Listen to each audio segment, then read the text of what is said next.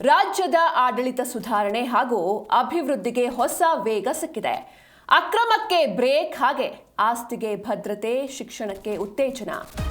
ರಾಜ್ಯ ಸಂಪುಟ ಸಭೆಯಲ್ಲಿ ಸರ್ಕಾರ ಈ ಕುರಿತಾಗಿ ಒಂದಷ್ಟು ಮಹತ್ವದ ನಿರ್ಧಾರವನ್ನ ಕೈಗೊಂಡಿದೆ. ರಾಜ್ಯದ ಆಡಳಿತ ಸುಧಾರಣೆ ಹಾಗೆ ರಾಜ್ಯದ ಅಭಿವೃದ್ಧಿಗೆ ಹೊಸ ವೇಗ ಸಿಕ್ಕಿದೆ.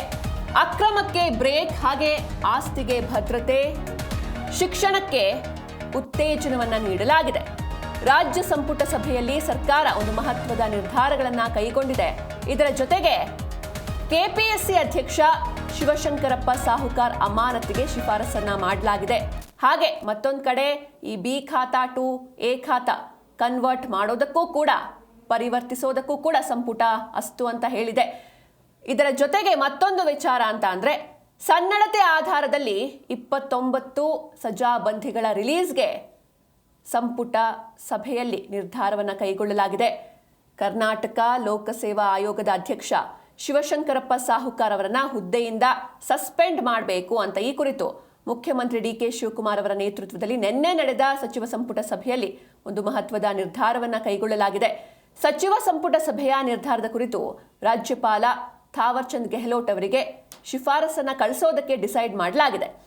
ಕೆಪಿಎಸ್ಸಿ ಅಧ್ಯಕ್ಷ ಶಿವಶಂಕರಪ್ಪ ಸಾಹುಕಾರ್ ಅವರು ತಮ್ಮ 2 ಪುತ್ರಿ ಹಾಗೆ ಸಂಬಂಧಿಕರ ಕೈಗಾರಿಕಾ ವಿಸ್ತರಣಾಧಿಕಾರಿ ಹುದ್ದೆಗಳ ಅಕ್ರಮ ಆಯ್ಕೆ ಪ್ರೋಸೆಸ್ನಲ್ಲಿ ಪ್ರಭಾವ ಬೀರಿದ್ದಾರೆ ಎನ್ನುವಂತಹ ಆರೋಪ ಕೇಳಿ ಬಂದಿತ್ತು. ಇದೀಗ ರಾಜ್ಯ ಸರ್ಕಾರ ಈ ಒಂದು ಪ್ರಕರಣವನ್ನ ಗಂಭೀರವಾಗಿ ಪರಿಗಣಿಸಿದ್ದು, ಸಿಬ್ಬಂದಿ ಮತ್ತು ಆಡಳಿತ ಸುಧಾರಣೆ ಇಲಾಖೆ ಮಂಡಿಸಿದ ಪ್ರಸ್ತಾವನೆಯನ್ನ ಸಚಿವ ಸಂಪುಟ ಸಭೆಯಲ್ಲಿ ಚರ್ಚಿಸಿ ಅನುಮೋದನೆಯನ್ನ ನೀಡಲಾಗಿದೆ.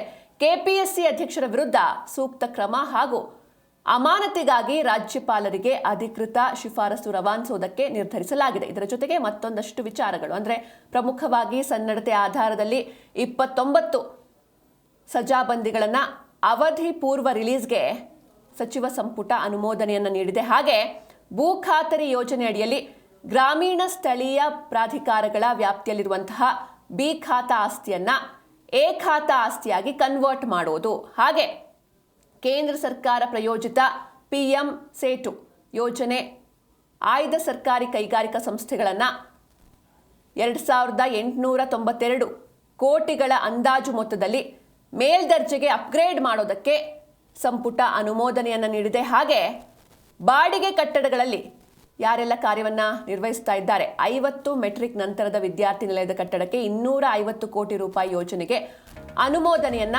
ಸಚಿವ ಸಂಪುಟ ಸಭೆಯಲ್ಲಿ ನೀಡಲಾಗಿದೆ.